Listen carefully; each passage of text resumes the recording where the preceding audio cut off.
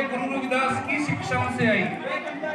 जो संत गुरु रविदास जी थे, उन्होंने सबसे पहले बराबरी की, समानता की बात की कि सारे बराबर होने चाहिए। आप लोगों ने सुना होगा, उन्होंने बेगमपुरा की बात की। बेगमपुरा में उनका विचार था कि एक बेगमपुरा नाम की जगह होनी चाहिए जहाँ पर किसी को कोई दुख ना हो, किसी को कोई चिंता ना हो, किसी को अनाज की चिंता ना हो, किसी को कमाने की चिंता ना हो, किसी को बच्चों की परवरिश की चिंता ना हो। तो जो के रूप में मौजूद हैं, तो अपने विचार रख रहे हैं। रविदास जी के विचार थे, वो बाबा साहब ने ग्रहण किए और ग्रहण करने के बाद संविधान में डाले। और वो संविधान में डालने की वजह से बाबा साहब ने वो संविधान बनाया। और आज संविधान की बदौलत हम लोग इतने, हमारे बच्चे जो है सभी स्कूल जाते हैं, हमारे भाई बहन पढ़ लिख कर बड़े बड़े लोग बने हैं, अफसर बने हैं, पुलिस में भर्ती हुए हैं, आईएएस बने, आईपीएस बने हैं। और सबसे बड़ी सौगात तो बाबा साहब ने जो है वो हमारी महिलाओं को दी है। नहीं तो आजादी से पहले और संत गुरु रविदास के टाइम पे, संत गुरु रविदास के टाइम पे महिलाओं की क्या स्थिति थी आप लोगों को पता है। जब कोई महिला का पति मर जाता था तो उस महिला को उसके पति की चिता के साथ ही जिंदा जला देते थे। सती प्रथा के बारे में आपने सुना होगा। किसी महिला का पति के साथ नहीं बनती, वो दूसरी शादी करने का अधिकार नहीं था उसको। ना किसी कोर्ट में जाने का अधिकार था, ना कचहरी में जाने का अधिकार था। किसी भी महिला को अपने बाप की प्रॉपर्टी में हिस्सेदारी नहीं थी। पति की प्रॉपर्टी में तो हिस्सेदारी दूर की बात है। लेकिन बाबा साहब कॉन्स्टिट्यूशन लेके आए, संविधान में हिंदू कोड बिल लेके आए।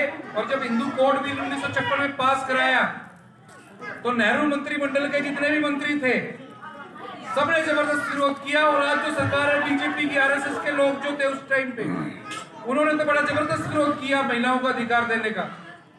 लेकिन बाबा साहब अपनी बात पे अड़े रहे। हिंदू कोड बिल बाबा साहब ने पास कराया और बाबा साहब ने कहा कि अगर हिंदू कोड बिल पास नहीं हुआ तो मैं इस्तीफा दे दूंगा कानून मंत्री के पोस्ट। और वो हिंदू कोड बिल पास हुआ।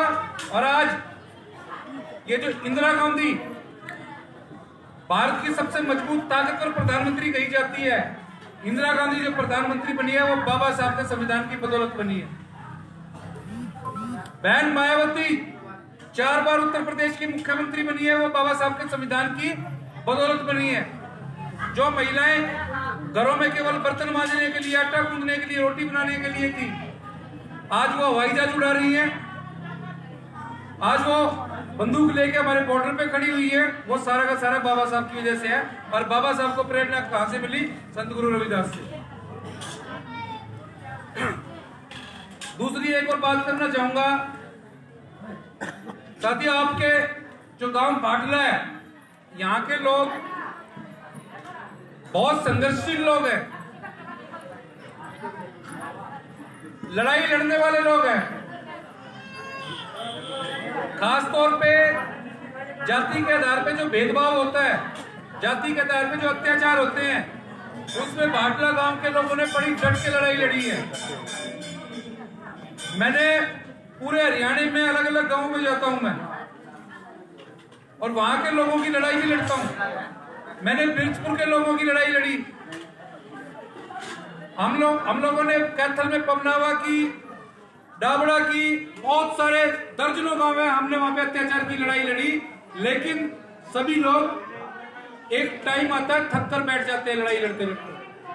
लेकिन आपके गांव की खुशकिस्मती है, गांव के लोगों की बहुत जिंदा दिली है कि आपके गांव के लोग अत्याचार के खिलाफ, भेदभाव के खिलाफ पिछले 3-4 साल से लगातार लड़ाई लड़ रहे हैं। और इस तरह लड़ाई लड़ते रहे तो अंत में जीत इन्हीं की होगी, इस बात की मेरे को पूरी उम्मीद है।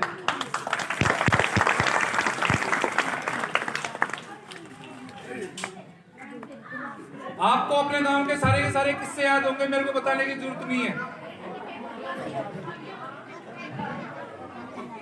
कोई टाइम ऐसा था कि जो हमारे समाज के लोग थे, आपके गांव में जब सामने से दूसरी कम्युनिटी के लोग आते थे, हम लोगों को उनको जगह भी देने पड़ा करती, नाड़ नीची करके चलनी पड़ा करती। आज की तारीख में ऐसा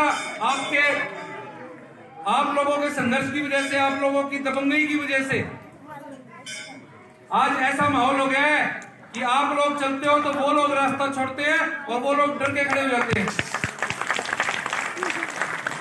और हम जहां भी जाते हैं, मैं आज 4-5 जगह गुरु रविदास जयंती में गया और मैंने गांव भाटला का उदाहरण दिया है। वहां के नौजवान लड़कों को, वहां के और जो हमारे साथी मिशन में काम कर रहे हैं, उन लोगों को मैं पूरा उदाहरण दिया कि मैं भाई गांव भाटला के लोगों की तरह बनो। वो जो लड़ाई लड़ रहे हैं, उन्होंने गुलामी की जंजीरें तोड़ी हैं। 5 साल पहले तक गुलाम के तौर पे काम करा करते हमारे लोग यहाँ पर। कोई सीरी, कोई एग्रीकल्चर लेबरर, कोई किसी तरह से गाड़ी सुना करते, कुछ करा करते। लेकिन आज बाबा साहब के संविधान की बदौलत आज खुद के काम धंधे करते हैं। किसी ने ऑटो लिया है, किसी ने दुकान कर ली, किसी ने कुछ किया, कोई शहर में जाके काम करता है। और यहाँ की एक महिला ने, जर्मिला देवी ने तो बड़ा अच्छा उदाहरण पेश किया है। यहाँ से छोड़ के हांसी शिफ्ट किया और वहां पर ऑटो रिक्शा चला के अपना खुद कमा के आत्मनिर्भरता दिखाने का उसने काम किया। और साथियों, एक बात और बताना चाहूंगा आपको कि आप लोगों के दर्जनों केस दलित अत्याचार के बारे में, सामाजिक बहिष्कार के बारे में हमारे यहाँ कोर्टों में चल रहे हैं और हर तीसरे चौथे दिन कोई ना कोई केस लगा भी होता है। और हम लोगों ने कोशिश की है कि जो SC/ST एक्ट के प्रावधान हैं, उन प्रावधानों के मुताबिक जब भी कोई आप केस रजिस्टर कराते हो तो सरकार कुछ आर्थिक सहायता देती है। और जो सामाजिक बहिष्कार का सबसे पहला केस दर्ज हुआ था, उसमें सबसे पहले 8-9 लोगों को मुआवजे की राशि हम लोगों ने दिलवाई थी। और हम लोगों ने सुप्रीम कोर्ट में और हाई कोर्ट में पिटीशन डाली हुई है कि सामाजिक बहिष्कार 2-4 आदमियों का नहीं होता, सामाजिक बहिष्कार पूरे गांव का होता है। और वो मुनादी में भी ऐसा हुआ था। और हम लोगों को उम्मीद है, सुप्रीम कोर्ट में भी हमने पिटीशन डाली हुई है, हाई कोर्ट में भी डाली हुई है। जितने भी गांव के अनुसूचित जाति समाज के लोग हैं, जिन्होंने हम लोगों को लिस्ट दी है, शपथ पत्र दिए हैं, सभी लोगों को जो SC/ST एक्ट के तहत कंपनसेशन मिलता है, हम लोग कोशिश कर रहे हैं सभी को मिलेगा। और उसमें से अभी जो हाल की जो कार्रवाई है, हम लोग DC से मिले थे, SP से मिले थे और 14 लोगों के नाम और रिकमेंड हुए। इसमें 14 लोगों को और जल्दी हफ्ते 10 दिन में, 15 दिन में वो राशि जारी हो जाएगी।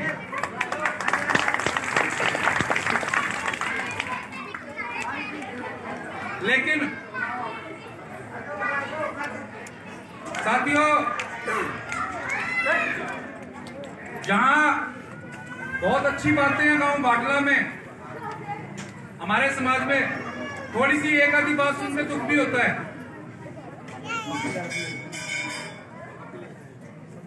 जैसे 10-15 दिन पहले हम लोगों ने कहा था कि गांव का पूरा अनुसूचित जाति समाज मिलके एक ही जगह गुरु रविदास जयंती मनाई। पिछली बार आया था, मैं पिछली बार भी कह के गया था, मैं आप लोग दूसरे लोगों को इस तरह का कोई संदेश मत दो कि इनमें फूट है, इनमें आपस में विचार नहीं मिलते। जब हम सबकी लड़ाई एक है, जब हम सबका मकसद एक है, और सबसे बड़ी बात ये गुरु भी सबका एक ही है, कोई अलग अलग थोड़ी है, तो हम लोग क्यों नहीं एक जगह ही संत श्रोमणी गुरु रविदास जी की जयंती मना सकते। इस बार भी आपसे गलती हुई है, कोशिश करना कि आगे से ये गलती ना हो, आगे ये गलती सुधारने का काम करना। कोई साथी नाराज है उसको मनाने का काम करो।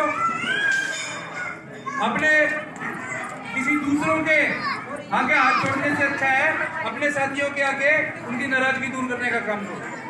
जो छोटे मोटे मतभेद गिले शिकवे वो दूर करने का काम करो। और साथियों, जो हमारी लड़ाई है, अभी कल ही मेरे पास नारनूर थाने से फोन आया और नारनूर थाने वालों ने मेरे को कहा कि आपके खिलाफ शिकायत आई है। मैं किसी की वही मेरे खिलाफ शिकायत, बोला भाटला गांव के 50 लोगों के दस्तखत है उस पर, आपके खिलाफ शिकायत की है। मैं क्या शिकायत की है? बोला आपने फेसबुक पे कुछ लिखा हुआ है, कोई भाषण दिया हुआ है और उन लोगों का आरोप है आपने 2 समुदायों के बीच में झगड़ा कराने का प्रयास किया है और सोमवार को हम लोगों को बुलाया। तो साथियों, मैं तो फेसबुक पर, व्हाट्सएप पर या सोशल मीडिया पर हमेशा ही अपने समाज के लोगों को जगाने का काम करता हूँ, उनके अधिकारों को बताने का काम करता हूँ। और दूसरे लोगों को लगता है कि मैं जातिवाद का जहर फैला रहा हूँ, 2 समुदायों के बीच में झगड़े करा रहा हूँ। और भाई, मेरे फेसबुक पर संविधान का ज्ञान बांटने से, कानून का ज्ञान बांटने से अगर